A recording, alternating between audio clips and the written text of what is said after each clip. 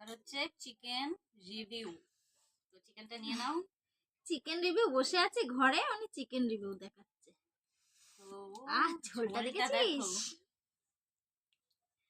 ভেবেছিলাম মনে হয় কেমন হবে, কালারটা যা এসছে না, ফাটাফাটি। খাও খাও, আগে খাও। দাঁড়া, আলুটা নেবো তো একটু, একটু জমিয়ে না খেলে হয়?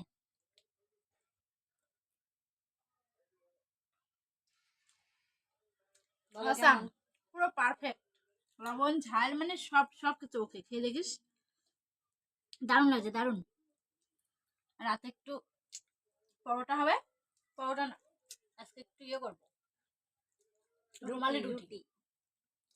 সেই লাগবে সেই।